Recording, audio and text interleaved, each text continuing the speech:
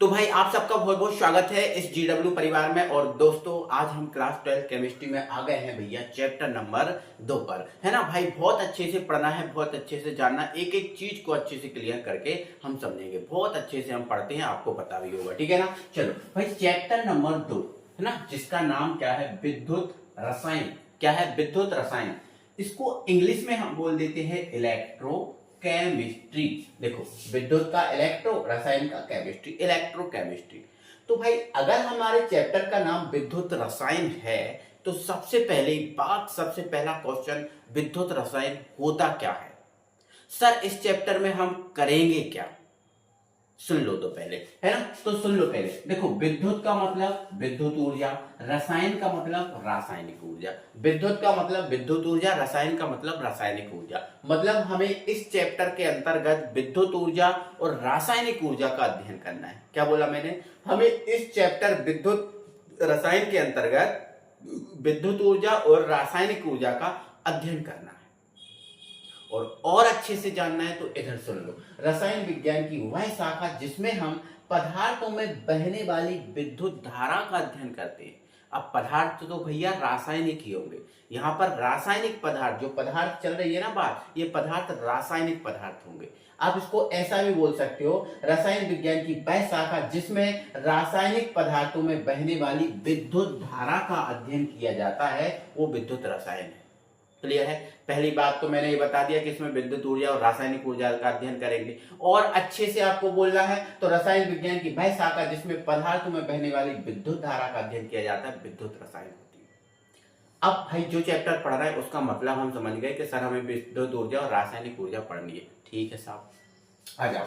अब भाई अगर हमें विद्युत ऊर्जा और रासायनिक ऊर्जा पढ़नी है ना, तो पहले हमें छोटी छोटी चीजों को जानना पड़ेगा, समझना पड़ेगा, तब जाके हम इसको कंप्लीट कर पाएंगे। ठीक है ना। तो आपने सबने पढ़ा होगा यार, कंडक्टर क्या होता है ना। मतलब मैंने बोला आपसे कि बताओ बेटा, चालक क्या होता है। चालक को इंग्लिश में हम क्या बोल देते हैं बेटा? कंडक्टर बोल देते हैं। तो मैंने बोला बताओ चालक क्या है, कंडक्टर क्या है, बोलो क्या है चालक। तो आपने बोला कि सर अगर कोई वायर ले तो उसमें धारा प्रवाहित हो जाती है। अगर आयरन का या किसी धातु का वायर लेंगे तो उसमें धारा का प्रवाह होता है, लेकिन लकड़ी में धारा का प्रवाह नहीं होता। तो मेरे भाई, जिस पदार्थ के अंतर्गत, जिस पदार्थ के अंदर से धारा फ्लो हो जाती है, जिस पदार्थ के अंदर से धारा प्रवाहित होती है, उसे ही चालक कहते हैं। अब वो पदार्थ कोई सा भी हो। जैसे बताओ, जल के अंदर से धारा का प्रवाह होता है, हाँ सर जल में से होता है, तो जल चालक। किसी धातु के टुकड़े में से धारा का प्रवाह होता है, हाँ सर होता है, तो वो चालक है। तो जिसमें से धारा का प्रवाह होता है, वह पदार्थ जिसके अंदर से धारा का प्रवाह, धारा का फ्लो हो सके, उसे चालक कहते हैं। बस खत्म करो, परिभाषा हो जाएगी। वह पदार्थ जो अपने अंदर से धारा का प्रवाह बिना किसी रुकावट का करते हैं। कोई रुकावट नहीं होगी इनके अंदर से। जब धारा का प्रवाह होगा तो कोई भी रुकावट नहीं होगी, बिना रुकावट के करेंगे, है ना। तो वो पदार्थ जो अपने अंदर से विद्युत धारा का प्रवाह बिना किसी रुकावट का करते हैं, उन्हें अपन क्या बोल देते हैं? चालक कहते हैं। तो लिख देना, उन्हें चालक कहते हैं। ठीक है ना। चलो, अब चालक में बताओ, क्या आयरन धारा का प्रवाह बिना किसी रुकावट के करता है? हाँ सर करता है ना। निकिल करता है? हाँ करता है। कोबाल्ट करता है? हाँ करता है ना। जल करता है? हाँ करता है। तो जिन पदार्थों के अंदर से धारा का प्रवाह, ऐसे कई पदार्थ हो सकते हैं बेटा, कई पदार्थ हो सकते हैं, है ना। मैंने बोला कि बताओ NaCl क्या धारा का प्रवाह करता है? हाँ सर करता तो है, लेकिन पिघली हुई अवस्था में। हाँ, अगर ये जो नमक डब्बे में रखा है ना, हमारे घर में नमक डब्बे में ही रखा रहता है ना, हाँ रखा रहता है। तो अगर हमारे घर में जो नमक डब्बे में रखा है तो धारा का प्रवाह नहीं होगा, लेकिन उसमें थोड़ा सा पानी डालेंगे तो धारा का प्रवाह होगा। अभी वो चीज मैं समझा रहा हूं, है ना। तो जितने भी विद्युत अपघट्ट होते हैं वो सब धारा का प्रवाह करते हैं, तो सब चालक के अंतर्गत आ जाएंगे, है ना। जैसे आपका H2SO4 हो गया, है ना, जैसे आपका HCl हो गया, एक्सेट्रा, ऐसे कई मतलब जितने विद्युत अपघट्ट सब धारा का प्रवाह करेंगे। तो जिनके अंदर से धारा का प्रवाह होगा बिना किसी रुकावट के होगा, वो आपके चालक होंगे। ठीक है सर। अब यहाँ पर पहला पॉइंट ये समझ गए। अब दूसरा पॉइंट क्या है? एक यहाँ पर अर्धचालक भी होता है सर। हाँ, अर्धचालक भी होता है ना, जिसको इंग्लिश में अपन क्या बोल देते हैं भैया? Semi conductor. ठीक है, सेमी कंडक्टर ये बोल देते हैं। अब सर अर्धचालक क्या है? तो मेरे डियर साथियों, अर्धचालक ऐसा पदार्थ होता है जो निम्न ताप पर, मतलब कम ताप रहेगा ना, ताप का माप क्या रहेगा, कम रहेगा, तो ये धारा का प्रवाह नहीं करेगा। लेकिन जैसे जैसे ताप बढ़ेगा, जैसे जैसे ताप बढ़ेगा, इनके अंदर धारा का प्रवाह हो जाएगा। मतलब ऐसे पदार्थ जो निम्न ताप पर धारा का प्रवाह नहीं करते, लेकिन ताप बढ़ाने पर इनके अंदर धारा का प्रवाह होगा। सर ऐसा क्या हो जाता है इनके अंतर्गत, धारा का प्रवाह ताप बढ़ाने पर करने लगते हैं, निम्न ताप पर करने नहीं लगते।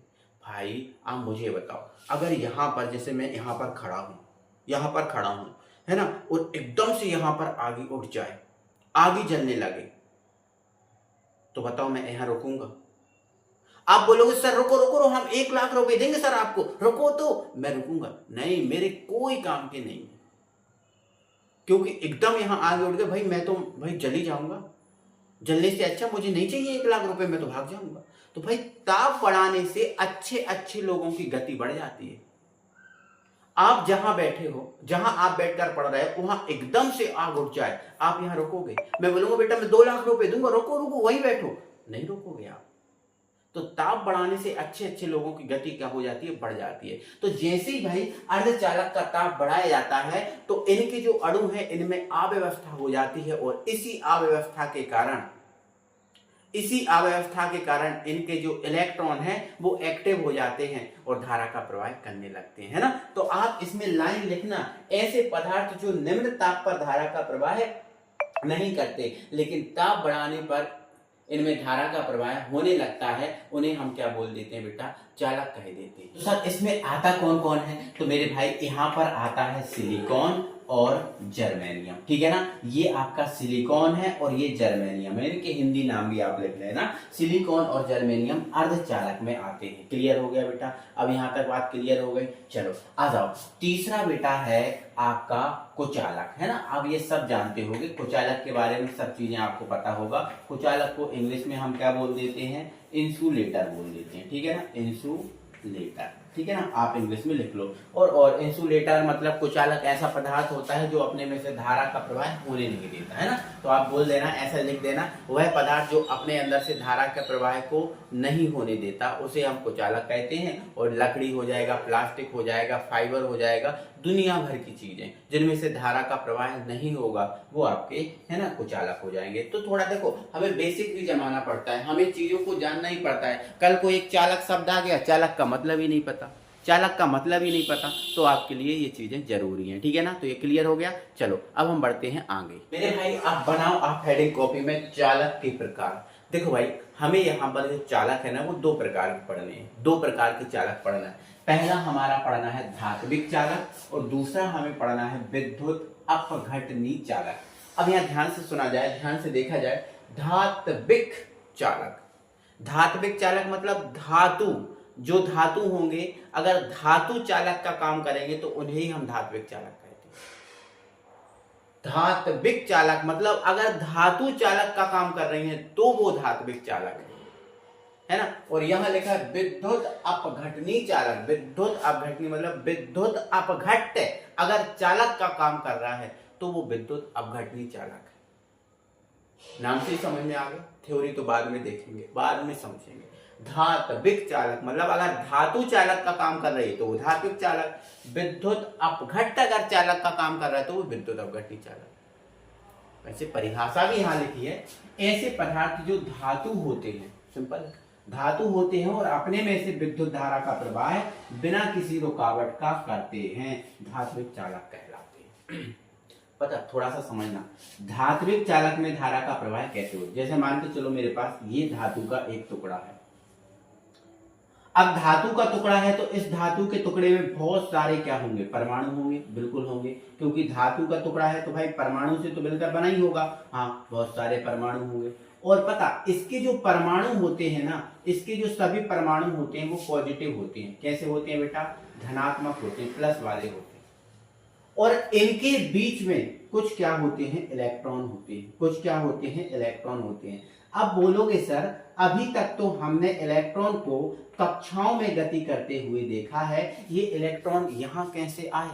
ये तो कक्षाओं में गति कर ही नहीं रहे, तो बेटा ये वो इलेक्ट्रॉन है जो कक्षाओं से बाहर निकाल दिए गए हैं। क्या बोला मैंने? ये इलेक्ट्रॉन कक्षाओं में गति ही करते हैं, लेकिन भाई ये वे इलेक्ट्रॉन है जो कक्षाओं से निकाल दिए गए हैं, कक्षाओं से निकले हुए इलेक्ट्रॉन हैं। इसीलिए इन इलेक्ट्रॉन्स को, ये जो इलेक्ट्रॉन दिख रहा है ना, इसीलिए इन इलेक्ट्रॉन को मुक्त इलेक्ट्रॉन कहते हैं। क्या बोलते हैं बेटा? मुक्त इलेक्ट्रॉन कहते हैं। जो कक्षाओं में गति नहीं कर रहा है, एक्स्ट्रा है, इनको ही मुक्त इलेक्ट्रॉन कहते हैं। तो मेरे डियर साथियों, जो धातु होती है ना, इस धातु में जो इलेक्ट्रॉन है इन्हीं मुक्त इलेक्ट्रॉन के सॉरी जो धातु है ना, इस धातु में जो धारा का प्रवाह है इन्हीं मुक्त इलेक्ट्रॉन के कारण होता है। अगर ये मुक्त इलेक्ट्रॉन इस धातु के अंदर नहीं होते ना, तो ये धारा का प्रवाह करते ही नहीं। इस धातु में धारा का प्रवाह होता ही नहीं। यही जो मुक्त इलेक्ट्रॉन है वो आपके टक्कर मारते हैं, है ना, इसीलिए धारा का प्रवाह जो है ना इसके अंदर होता है ना। तो इतना याद रखना कि जो धातु है, एक और बात, अच्छा बताओ, धातु हमेशा ठोस अवस्था में रहती है क्या? क्या धातु ठोस अवस्था में रहती है? हाँ सर रहती है। लेकिन बेटा जो पारा है, Hg है ना, पारा मतलब Hg है, ये आपकी द्रव धातु है। ध्यान रखना, यहाँ पर लिख लेना आप कॉपी में, है ना, ये बात है ना, कि जो पारा है, Hg है, वो द्रव धातु, बाकी सभी धातुएं जो है ना ठोस अवस्था में रहती है ना। तो ऐसे पदार्थ जो धातु होते हैं और अपने में से धारा का प्रवाह बिना किसी रुकावट के करते हैं, धात्विक चालक कहते हैं। और मैंने आपको बताया धात्विक चालक में धारा का प्रवाह किसके कारण होता है? मुक्त इलेक्ट्रॉन के कारण। ये बात याद रखना आपको, ठीक है ना। मैंने क्या बताया, ये धातु का टुकड़ा है, जिसे मान के चलो ये एल्यूमिनियम है या फिर आयरन ही है। तो ये आयरन के क्या है, परमाणु दिख रहे हैं, ये जो परमाणु पॉजिटिव होंगे, और इसके जो इलेक्ट्रॉन दिख रहे हैं, इलेक्ट्रॉन कैसे होते हैं? नेगेटिव होते हैं, है ना। तो ये जो इलेक्ट्रॉन है, कौन से इलेक्ट्रॉन है? मुक्त इलेक्ट्रॉन है, और इन्हीं इलेक्ट्रॉन के कारण इस धातु में धारा का प्रवाह होगा। या कोई सी भी धातु है, इन इलेक्ट्रॉन के कारण ही, मुक्त इलेक्ट्रॉन के कारण ही उसमें धारा का प्रवाह होता है। ये बात भी याद रखना, ठीक है ना। चलो, अब धात्विक चालक के एग्जाम्पल में कौन आ जाएंगे? तो भाई जितनी भी धातु है वो सभी आ जाएंगी। मतलब मैं यहाँ पर सभी धातुएं लिख दूं ना, सभी धातुएं लिख दूं ना, तो भी ये गलत बात नहीं है। जितनी धातुएं सब आ जाएंगी, है ना। जैसे आयरन लिख दिया, है ना, निकेल लिख दिया, है ना, कोबाल्ट लिख दिया, है ना, एल्यूमिनियम लिख दिया, है ना, सिल्वर लिख दिया। ऐसी जितनी भी धातुएं सब इसके अंतर्गत आ जाएंगी। सभी धातुएं आएंगी इसके अंतर्गत, जितनी भी धातु है सब इसके अंतर्गत आ जाएंगी। अब भाई धात्विक चालक है, अब हमने देख लिया धात्विक चालक क्या होता है, धातु होता है ना। और एक और बात, धात्विक चालक है, कुछ विशेषताएं भी हैं इसकी, वो बात याद रखो। जैसे ये धात्विक चालक है ना, ये ठोस अवस्था में ही धारा का प्रवाह करेंगे। अगर इन धातुओं को पिघला दिया जाए तो ये धारा का प्रवाह नहीं करते। दूसरी बात, इनमें धारा का प्रवाह मुक्त इलेक्ट्रॉन के कारण होता है। इनमें धारा का प्रवाह मुक्त इलेक्ट्रॉनों के कारण ही होता है। अगर मुक्त इलेक्ट्रॉन नहीं होंगे तो धारा का प्रवाह नहीं होगा। तो कुछ विशेषताएं हैं, मैं आपको लिखवा दूंगा। थोड़ी इनकी विशेषताओं पे ध्यान रखो। देखो, पहली विशेषता क्या है कि इनमें धारा का प्रवाह मुक्त इलेक्ट्रॉन के कारण होता है, ये लिख लो, है ना। दूसरा, ये ठोस अवस्था में धारा का प्रवाह करेंगे। मतलब धातु तो ठोस ही होती है, तो ये ठोस ही अवस्था में धारा का प्रवाह करेंगे। लेकिन अगर गलती से इनको पिघला दिया जाए तो धारा का प्रवाह फिर नहीं करेंगे। ये बात याद रखना, क्योंकि पिघला दिया जाएगा तो इसके जो मुक्त इलेक्ट्रॉन है वो नष्ट हो जाएंगे, धारा का प्रवाह नहीं करेंगे। तो ध्यान रखना, पिघलाने पर, ताप बढ़ाने पर इनमें धारा का प्रवाह घट जाता है। इसलिए देखो लिखा है, ताप बढ़ने पर इनकी चालकता जो है ना घटती है। यहाँ बढ़ती है गलती से लिखा गया, यहाँ पर आपको क्या लिखना है? घटती है लिखना है बेटा, ठीक है। क्या लिखना है? घटती है, ठीक है। यहाँ घटती है, तो ये घटती है लिख दिया हमने, ठीक है ना। ये बात आपको लिखना है। और अगला पॉइंट है, इनमें कोई रासायनिक परिवर्तन नहीं होता। अगला पॉइंट भी तो है, इनमें कोई रासायनिक परिवर्तन नहीं होता। मतलब क्या है सर इसका? मतलब क्या है? देखो, ऐसा नहीं होता। देखो, अपन ने कोई भी वायर आपने देखा है, धारा का प्रवाह होता है उस वायर में, तो ऐसा होता है कि एक तरफ जब धारा का प्रवाह होता है तो एक तरफ वायर पतला हो जाता है, दूसरा तरफ मोटा हो जाता है। ऐसा हुआ क्या? ऐसा देखा है आपने? ये वायर है, जैसे अगर इसमें धारा का प्रवाह होगा तो क्या ये ऐसा हो जाएगा कि जब धारा का प्रवाह होगा तो यहाँ पतला हो जाएगा, यहाँ मोटा हो जाएगा? ऐसा हमने कभी देखा? ऐसा तो सर हमने कभी नहीं देखा। तो मतलब इनमें कोई रासायनिक परिवर्तन नहीं होता। रासायनिक परिवर्तन मतलब इधर का पदार्थ ना तो उठ के इधर जाता है और ना ही इधर का पदार्थ इधर जाता है, ऐसा कुछ नहीं होता। इसमें कोई भी रासायनिक परिवर्तन नहीं होता, ना ही ये पतला होता है ना ही मोटा, जैसा है वैसा ही रहता है है ना। तो इसमें यही लिखा, इसमें कोई रासायनिक परिवर्तन नहीं होता। तो कितनी विशेषताएं हो गई, 4 हो गई। पहली हो गई, इनमें धारा का प्रवाह मुक्त इलेक्ट्रॉन के कारण होता है। दूसरा, ये ठोस अवस्था में धारा का प्रवाह करते हैं। तीसरा, ताप बढ़ाने पर इनकी जो चालकता है वो घटती है। चौथा, इनमें कोई रासायनिक परिवर्तन नहीं होता। ये चारों की बातें, कुछ चारों बातें हैं, अच्छे से अच्छे इनको याद रखना। अभी ये बातें काम आएंगी, है ना, तो इनको याद रखना है आपको। आगे बढ़ता, अब हमारा दूसरा है विद्युत अपघटनी चालक। विद्युत अपघटनी चालक, तो मैंने अभी क्या बताया, मैंने अभी बताया कि जो विद्युत अपघट्य हैं वो ही विद्युत अपघटनी चालक कहलाते हैं। ठीक है सर, जो विद्युत अपघट्य हैं वो ही विद्युत अपघटनी चालक है, ये भी बात सही है। अब आगे सर, क्या इसमें धारा का प्रवाह होगा, कैसे क्या होगा, वो सारा थोड़ा समझाओ पहले, है ना। तो पहली बात तो यहाँ पर ये लिख लो कि ऐसे पदार्थ जो पिघली हुई अवस्था में विद्युत धारा का प्रवाह करते हैं विद्युत अपघटनी चालक कहलाते हैं। और पिघली हुई अवस्था में धारा का प्रवाह एक ही पदार्थ करता है जिसका नाम है विद्युत अपघट्य। केवल विद्युत अपघट्य ही पिघली हुई अवस्था में धारा का प्रवाह करता है, ये कभी भी ठोस अवस्था में धारा का प्रवाह नहीं करता। आप तो उदाहरण देख लो, घर में, आपके घर में नमक रखा है NaCl, आपके घर में क्या रखा है, नमक NaCl। क्या जो नमक हमारे घर में डब्बे में रखा है तब उसमें धारा का प्रवाह होगा? जब नमक हमारे घर में डब्बे में रखा है तो उसमें धारा का प्रवाह होगा? आप बोलोगे सर ऐसा तो नहीं होता, नमक अगर हमारे घर में डब्बे में रखा है तो उसमें धारा का प्रवाह नहीं होगा। लेकिन अगर उस नमक में हम जल डाल दें, पानी डाल दें और पानी डाल के उसको पिघला दें तो उसमें धारा का प्रवाह जरूर होगा ना। तो बिल्कुल विद्युत अपघट्य ऐसा होता है जो ठोस अवस्था में धारा का प्रवाह कभी करेगा नहीं, केवल और केवल कौन सी अवस्था में करेगा बेटा, द्रव अवस्था में करेगा, है ना। चलो, तो ऐसा ही लिखा है, ऐसे पदार्थ जो पिघली हुई अवस्था में विद्युत धारा का प्रवाह करते हैं विद्युत अपघटनी चालक कहलाते हैं। अब थोड़ा सा ध्यान से समझ लो कि इसमें धारा का प्रवाह आखिर होता कैसे है, किसके कारण होता है, वो ध्यान से समझ लो। तो बेटा एक एक चीज थोड़ा सा अच्छे समझना। मैं क्या बना रहा हूँ बेटा, सेल। क्या बना रहा हूँ मैं, सेल। अब यहाँ ध्यान से समझो बेटा, थोड़ा ध्यान रखना, मैं छोटा सा ही सेल बना रहा हूं। मान लेता हूं बेटा ये आपके पास एक सेल है, ठीक है ना। अभी उदाहरण के द्वारा समझना, बस बहुत जरूरी कहानी है, आगे बहुत काम आएगी। ये सेल है, तो बेटा सेल होने के लिए जरूरी है कि उसमें 2 इलेक्ट्रोड हो। इलेक्ट्रोड क्या होता है, कुछ नहीं होता, धातु की छड़। जो धातु की छड़ है उसको ही इलेक्ट्रोड कहते हैं, ठीक है। तो सर एक बात क्लियर हो गई, सेल होने के लिए जरूरी है उसमें 2 इलेक्ट्रोड हो। कितने इलेक्ट्रोड, 2। एक होना चाहिए एनोड का, एक होना चाहिए कैथोड का, ठीक है सर, ये भी समझ गए। सेल होने के लिए 2 इलेक्ट्रोड होना चाहिए, एक एनोड एक कैथोड, ठीक। सेल होने के लिए जरूरी है कि उसमें विद्युत अपघट्य होना चाहिए। क्या होना चाहिए, विद्युत अपघट्य। सर ये भी समझ गए, विद्युत अपघट्य होना चाहिए। और इस विद्युत अपघट्य में क्या मिलाना पड़ेगा, जल मिलाना पड़ेगा, तभी ये धारा का प्रवाह करेगा, ठीक है सर, ये करेगा। लेकिन करेगा कैसे, ठीक है। जैसे मान के चलो हमारे पास विद्युत अपघट्य के रूप में एक छोटा सा विद्युत अपघट्य ले लिया हमने HCl।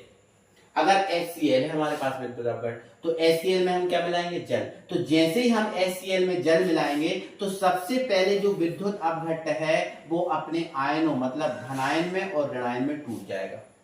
अच्छा सर ऐसा होगा, हाँ ऐसा होगा। तो सबसे पहले क्या होगा, जो विद्युत अपघट्य है वो अपने धनायन और ऋणायन में टूट जाता है, अपने आयनों में टूट जाता है। अच्छा हाँ ऐसा है सर, हाँ बिल्कुल ऐसा। अब क्या, अब धारा का प्रवाह हो जाएगा, नहीं, अब धारा का प्रवाह नहीं होगा। कैसे होगा, जब जो धनायन है, देखो देखो एनोड होता है आपका नेगेटिव और कैथोड होता है आपका positive. Anode negative, cathode positive. तो जब जो प्लस वाला है वो प्लस वाला जाता है माइनस की ओर, और माइनस वाला है वो जाता है प्लस की ओर, है ना। तो सबसे पहले क्या होगा, है ना, विद्युत अपघट्य लेंगे, विद्युत अपघट्य में जल मिलाएंगे। जैसे ही विद्युत अपघट्य में जल मिलाएंगे वो धनायन और ऋणायन में टूट जाएगा, ठीक है। फिर धनायन ऋणायन की ओर जाएगा, ऋणायन धनायन की ओर जाएगा, हाँ सर जाएगा। तो जब तक धनायन और जब तक ऋणायन एनोड कैथोड की ओर जाते रहेंगे तब तक सेल में धारा का प्रवाह होता रहेगा। और जैसे ही इनने जाना आना किया बंद, हम कहेंगे सेल खराब हो गया। हमारे घर में हमने देखा है, घड़ी का सेल हम लाते होंगे, हम घड़ी में डाल देते हैं सेल को, चलता है, कुछ दिन बाद, महीने 2 महीने बाद खराब हो जाता है। और फिर हम हमारी कलाकारी बताते हैं और हम क्या करते हैं, उस सेल को पत्थर पे ऐसे टुक टुक करते हैं, ऐसे ऐसे, और फिर लगा देते हैं, कुछ देर के लिए चल जाते हैं। सर ये कैसे हो जाता है, अभी बता रहा हूँ, टेंशन मत लो। तो मैंने क्या बोला कि सबसे पहले विद्युत अपघट्ट लेंगे, विद्युत अपघट्ट अपने धनायन और ऋणायन में टूटेगा और फिर धनायन और ऋणायन एनोड कैथोड की ओर जाएंगे। जब तक एनोड कैथोड की ओर ये जाते रहेंगे सेल में धारा का प्रवाह होता रहेगा और जैसे ही इनने आना जाना किया बंद तो सब बोलेंगे सेल खराब हो गया, धारा का प्रवाह नहीं हो रहा। तो सर वो टुक टुक करने पर कैसे चले? तो भाई जैसे ही हम टुक टुक करते हैं ना तो इसके एक आध दो जो आयन बच जाते हैं गलती से वो एनोड कैथोड की ओर पहुंच जाते हैं और वो धारा का प्रवाह कर देता है। समझ रहे हो? तो ध्यान रखना। तो मोस्टली आप ये बताओ कि जो विद्युत अपघटनी चालक है, मतलब जो विद्युत अपघट्ट है उसमें धारा का प्रवाह किसके कारण हुआ? इन आयनों के कारण ना। अगर ये आयन एनोड कैथोड की ओर जाए ना तो धारा का प्रवाह होगा? नहीं होगा। जब तक ये एनोड कैथोड की ओर जाएंगे तब तक ही धारा का प्रवाह होगा। जैसे इनने आना जाना किया बंद तो धारा का प्रवाह भी हो गया बंद, खत्म। ठीक है ना? तो इनमें धारा का प्रवाह किसके कारण होता है? इनमें धारा का प्रवाह आयनों और ब्रैकेट में आप लिखना धनायन एवं ऋणायन, पूरा लाइन लिखना। देखो इसकी विशेषताएं हैं लेकिन मैंने लिखी इधर है, जगह कम होने के कारण है, इसकी विशेषताएं लिखी मैंने इधर है। तो इनमें धारा का प्रवाह आयनों और ब्रैकेट में लिखना धनायन एवं ऋणायन के कारण होता है। दूसरा, ये द्रव अवस्था में, कौन सी अवस्था में? द्रव अवस्था या फिर पिघली हुई अवस्था, दोनों लिख लेना। यह द्रव या पिघली हुई अवस्था में धारा का प्रवाह करते हैं। बताओ अगर इनमें जल न डालें धारा का प्रवाह होगा? नहीं होगा, पिघली हुई अवस्था में करेंगे। ताप बढ़ाने पर इनकी चालकता पर क्या प्रभाव पड़ेगा? भाई आप मुझे बताओ, आप बताओ मुझे, अगर मैं इसका ताप बढ़ाऊं, ठीक है सर, ताप बढ़ाओगे आप, ताप बढ़ाने से क्या होगा? जैसे ही भाई हम इसका ताप बढ़ाएंगे तो इसके जो आयन हैं वो गति करेंगे। हाँ सर, जब आयन गति करेंगे तो आयनों की गति में तीव्रता होगी। हाँ होगी, और तीव्रता होगी तो ये जल्दी जल्दी एनोड कैथोड की ओर जाएंगे। हाँ जाएंगे, तो जब जल्दी जल्दी एनोड कैथोड की ओर जाएंगे तो धारा का प्रवाह अच्छा मिलेगा। और अगर ये धीरे धीरे जाएं और जावे की तलाश में हो, है ना? हमने देखा ना कुछ सेल ऐसे होते हैं चलने लगते हैं फिर बंद हो जाते हैं, चलने लगते हैं। भाई वो इसीलिए तो होता है क्योंकि उनके आयनों की गति बहुत मंद है। कभी किसी ने बातों में लगा दिया, रुक गए, अरे बातें करने लगे, रुक गए, पहुंच ही नहीं पाए एनोड पे, धारा का प्रवाह हो गई नहीं। और जब उनको अरे हम तो जा रहे थे, चले गए, धारा का प्रवाह हो गया। ऐसा होता है ना? तो इनकी गति जितनी ज्यादा होगी उनमें धारा का प्रवाह उतना ही ज्यादा होगा। तो ताप बढ़ाने पर इनकी जो चालकता है वो बढ़ती है। ठीक है ना? तो यहाँ पर लिख देना बढ़ती है। ठीक है, बढ़ती है। इनमें रासायनिक परिवर्तन होता है, बिल्कुल होता है भाई। रासायनिक पदार्थ तो क्या है? यहाँ पर आपने देखा है सेल फूल गया, हमने देखा ना सेल फूल गया।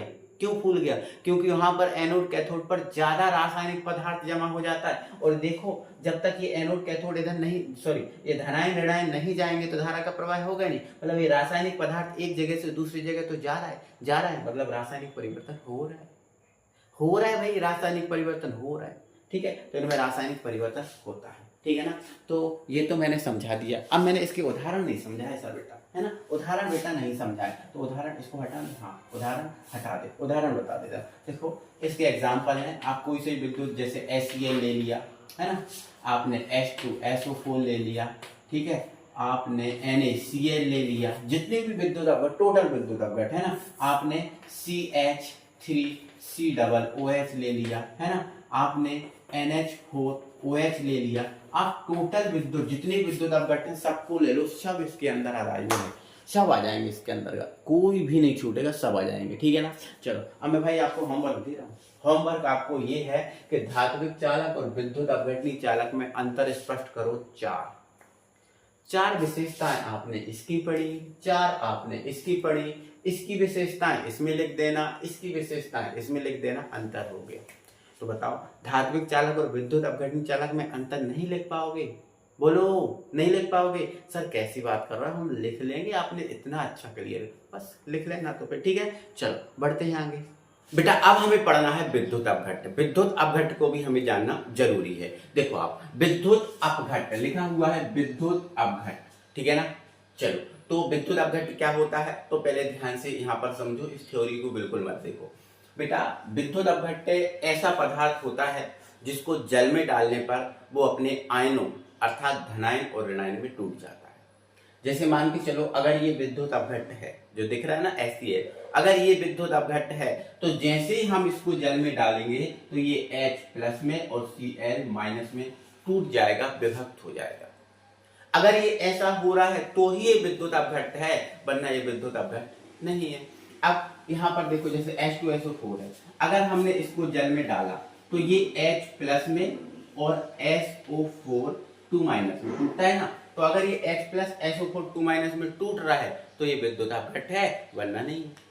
उसी प्रकार NaCl, अगर Na प्लस Cl माइनस में टूट रहा है तो ये विद्युत अपघट्ट है, नहीं तो नहीं है। ऐसी CH3COO Na काय में टूटता है तो ये टूटता है CH3COO माइनस और Na प्लस में। सबका कौन कैसे टूटता है सभी बता दे रहा हूं, और ये आपको आना चाहिए, ये आपको पता होना चाहिए, और ये तभी पता होगा तब आपको संयोजकताएं पता होंगी, किस पर प्लस होता है किस पर माइनस होता है, कौन कैसे बनता है।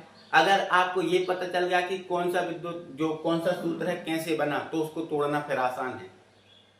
ठीक है, चलो आ जाओ। NaOH कैसे टूटता है, Na प्लस OH माइनस में। ये कैसे टूटता है, K प्लस OH माइनस में, है ना। ये कैसे टूटता है, NH4 प्लस OH माइनस में। ये कैसे टूटता है, CH3COO माइनस और H प्लस में, है ना।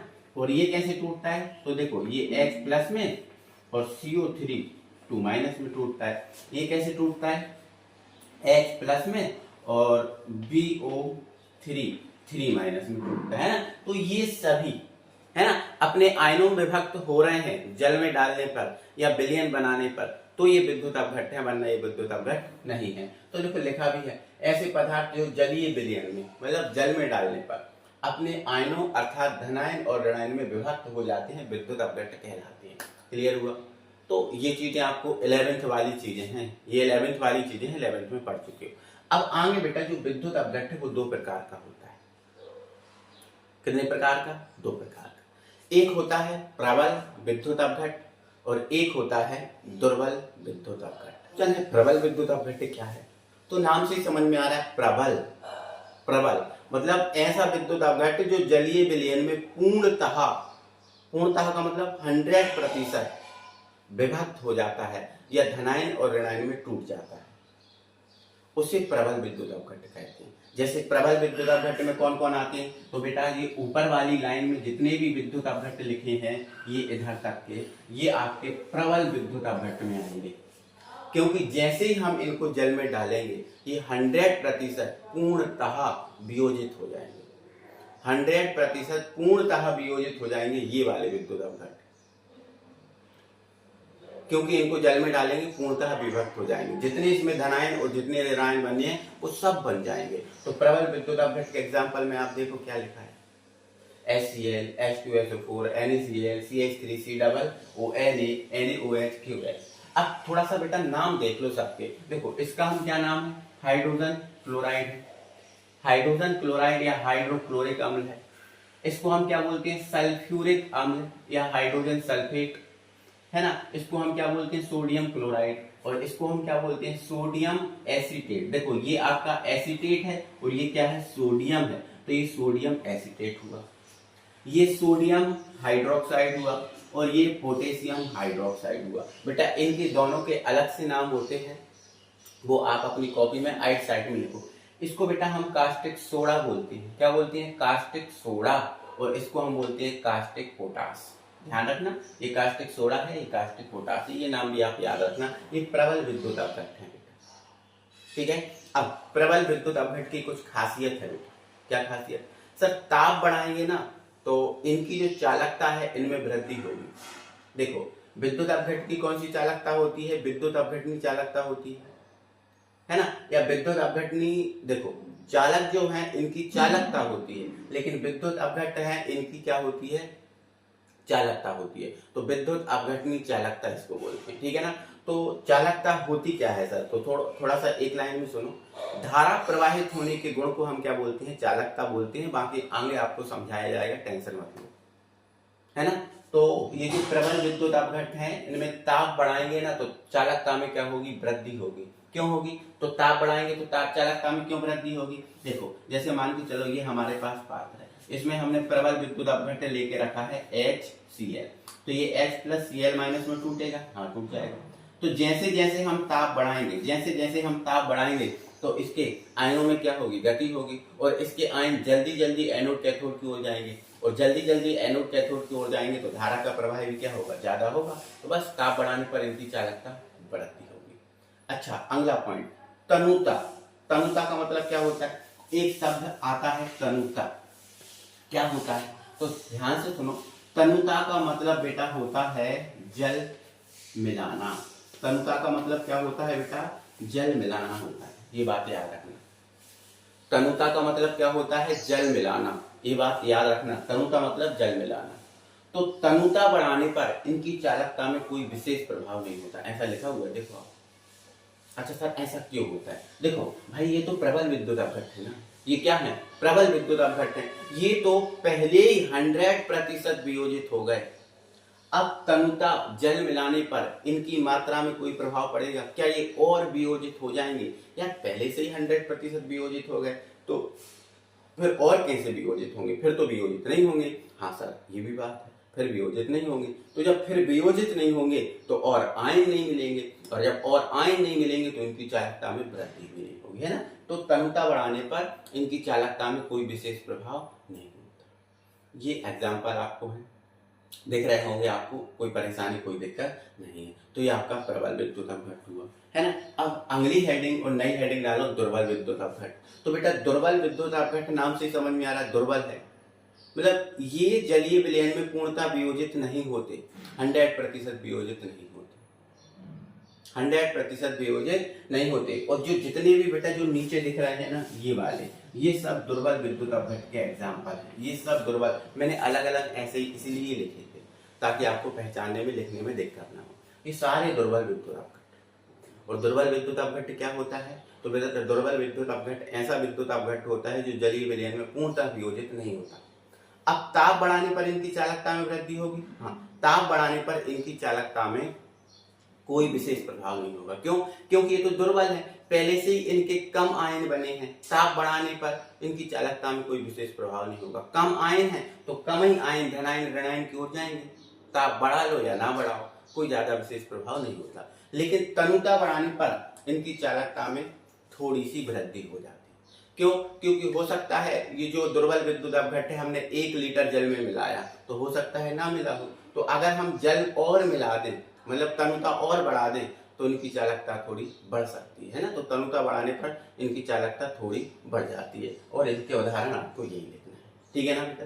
तो ये आपके लिए जानना जरूरी है, और प्रबल और दुर्बल विद्युत अपघट्य को याद रखना भी जरूरी है, अभी आपको आगे जरूरत पड़ेगी बेटा, आगे प्रबल और दुर्बल विद्युत अपघट्य के उदाहरण की जरूरत पड़ेगी, आपको ये बात याद रखनी है। तो ये प्रबल है और ये दुर्बल है। इनके थोड़ा सा नाम बता देता हूँ। ये अमोनियम हाइड्रोक्साइड है, वैसे आपको पता होगा।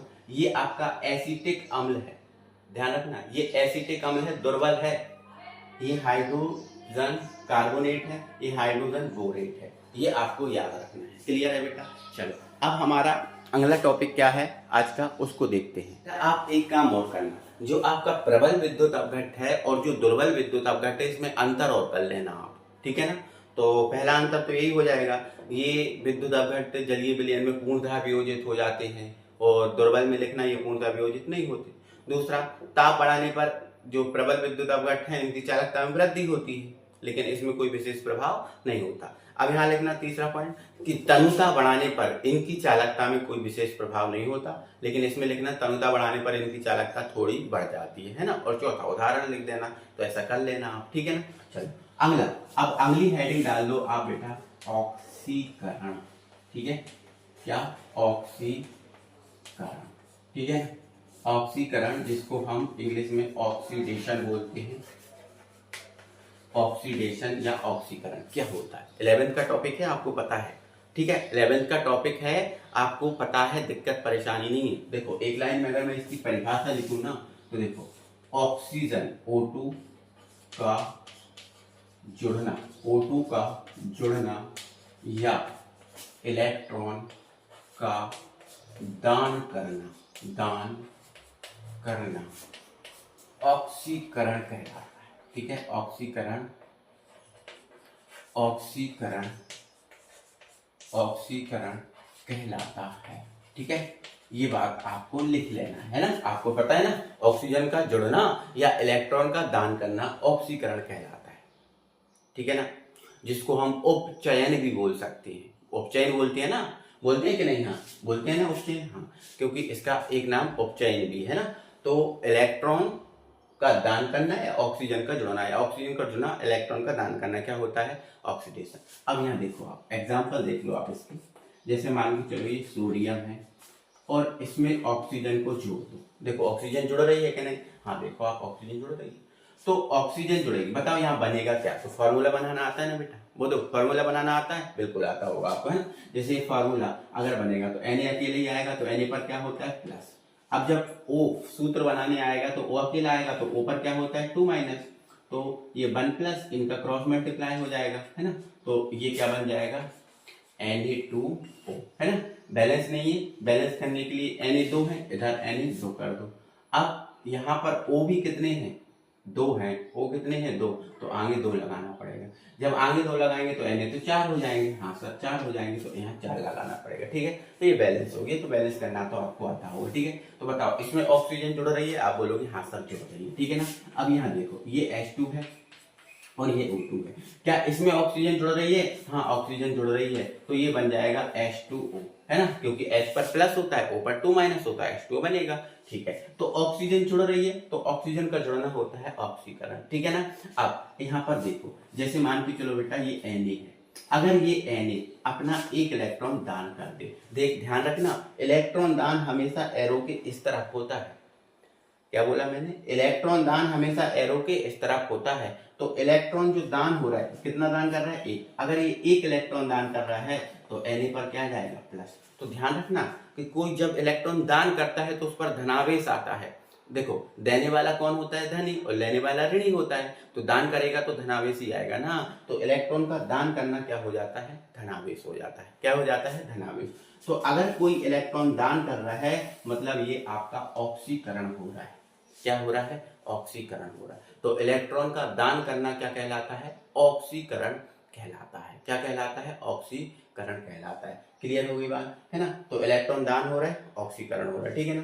अब और भी देख सकती हूँ, जैसे मान के चलो ये Mg+ है ना, और अगर ये अपना एक इलेक्ट्रॉन दान कर दे तो ये क्या बन जाएगा? Mg+ तो था ही, एक और दान कर दिया तो Mg2+ हो गया, है ना। तो इलेक्ट्रॉन दान करने से प्लस आवेश आता है। कौन सा आवेश आता है?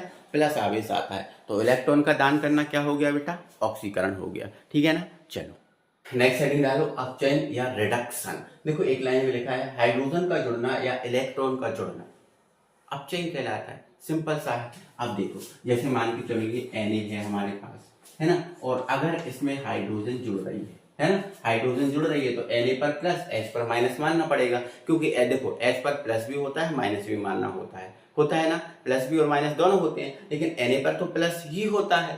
अब Na प्लस है तो इसको तो H माइनस मानना पड़ेगा ना, बिल्कुल, है ना। तो ये क्या बन जाएगा? फॉर्मूला NaH बना कैसे? देखो Na पर क्या होता है भाई?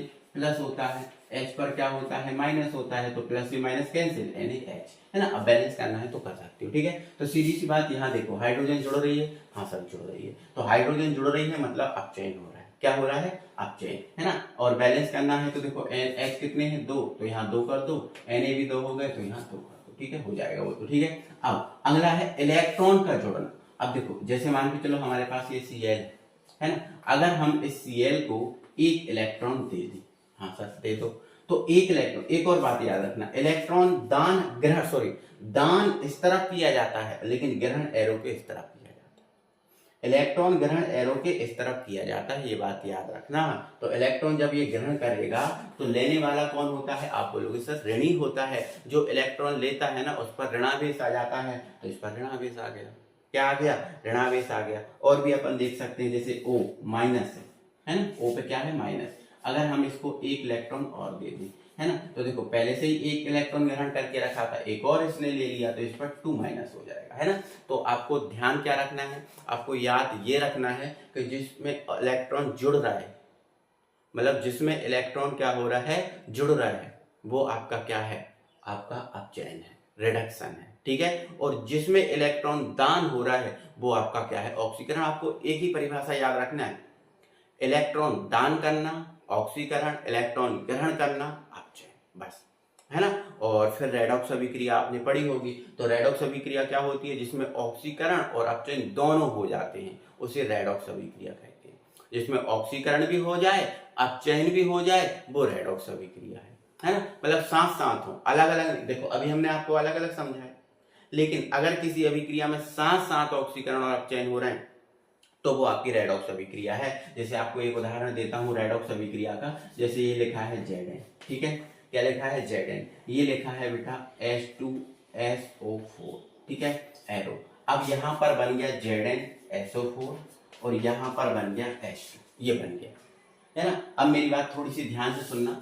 कोई भी तत्व की स्वतंत्र अवस्था में या गैसीय अवस्था में ऑक्सीकरण अवस्था शून्य होती है। ये नोट लगा के आप अपनी कॉपी में लिखो। किसी तत्व की स्वतंत्र या गैसीय अवस्था में ऑक्सीकरण अवस्था शून्य होती है। क्या होती है? शून्य होती है। अब यहाँ देखो, मैं रेडॉक्स अभिक्रिया का उदाहरण दे रहा हूँ, है ना। देखो अब बताओ, Zn अकेला है क्या? बोलो, अकेला है क्या? आप बोलोगे हाँ सर अकेला है। बताओ यहाँ Zn अकेला है? आप बोलोगे सर नहीं, यहाँ ZnSO4 के साथ जुड़ा है। तो Zn अकेला है मतलब स्वतंत्र है, और स्वतंत्र है तो इसकी ऑक्सीकरण अवस्था 0 होगी, ठीक है सर। अब यहाँ Zn स्वतंत्र नहीं है, SO4 के साथ है, तो Zn पर आपको पता है कितना आवेश होता है? आप बोलोगे सर 2+ होता है। क्या होता है? 2+। तो यहाँ स्वतंत्र नहीं है इसलिए 2+ था, यहाँ स्वतंत्र था इसलिए 0। अब यहाँ देखो H2 यहाँ क्या है? स्वतंत्र है क्या? नहीं है। यहाँ H2 स्वतंत्र है क्या? हाँ है। और वैसे भी H2 गैसीय अवस्था में होता है। देखो भाई हमेशा याद रखना, जो नाइट्रोजन है हमेशा N2 में होती है, हाइड्रोजन हमेशा H2 के रूप में होती है, Cl हमेशा Cl2 में होती है, O हमेशा O2 में होती है ना। और ये एक ऐसी है जो मतलब ये गैसों का काम करती हैं, हमेशा हमेशा ये गैस के रूम में रहती हैं। ये बात ध्यान रखना, ये हमेशा गैसेस रूम में रहती हैं। किसी ने बोला नाइट्रोजन लिख दो तो अकेला N मत लिख देना, N2 में लिखना, है ना। हाइड्रोजन लिख दो, H मत लिख देना, H2 में। Cl2 लिख दो, क्लोरीन ऑक्सीजन लिख दो, है ना। आपसे बोला फ्लोरीन लिख दो, तो ये भैया हमेशा 2 फॉर्म में रहती है ना, ट्वाइस के रूम में रहती हैं, अकेली कभी नहीं रहती है। इन बातों को याद रखना, ठीक है। तो ये गैस अवस्था में है तो इसकी ऑक्सीकरण अवस्था शून्य हो जाएगी, लेकिन यहाँ पर ये स्वतंत्र नहीं है, ये यौगिक में है, इसलिए H पर कितना होता है? 1+, वो रखना पड़ेगा, ठीक है ना। अब मैं आपको रेडॉक्स बता रहा हूँ, तो बेटा सेम को मिला दो। जैसे Zn को Zn से मिला दो, है ना, और H है, H को H से मिला दो। अब मुझे थोड़ा सा ध्यान से थोड़ा समझाना, है ना। मैं आपको रेडॉक्स अभिक्रिया बता रहा हूँ, तो मैंने क्या बोला? रेडॉक्स अभिक्रिया एक ऐसी अभिक्रिया होती है जिसमें ऑक्सीकरण और अपचयन दोनों साथ साथ होते हैं, है ना। तो देखो अब इधर 0 था और इधर 2+ आ गया, तो भाई 0 से 2+ कैसे हो गया? इसका तो मतलब ये है कि जैसे ये इधर से इधर आया, इसने इलेक्ट्रॉन दान कर दिए।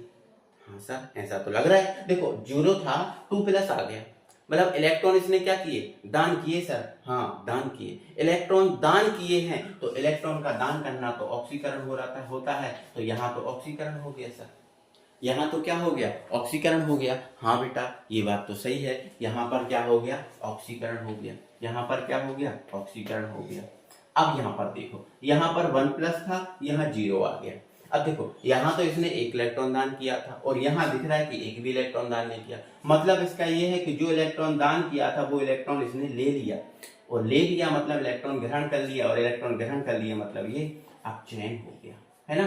तो देखो इस अभिक्रिया में ऑक्सीकरण भी हुआ और अपचयन हुआ, मतलब ये रेडॉक्स अभिक्रिया है ना। तो जिस अभिक्रिया में ऑक्सीकरण और अपचयन दोनों हो जाते हैं उन्हें रेडॉक्स अभिक्रिया कह देते हैं। ये बेटा 11th के टॉपिक है ना, 11th के ही है ना वो लोग हैं, ठीक है। तो ये अपन ने क्या पढ़ा? आज हमने पूरा बेसिक पढ़ा एक वीडियो में।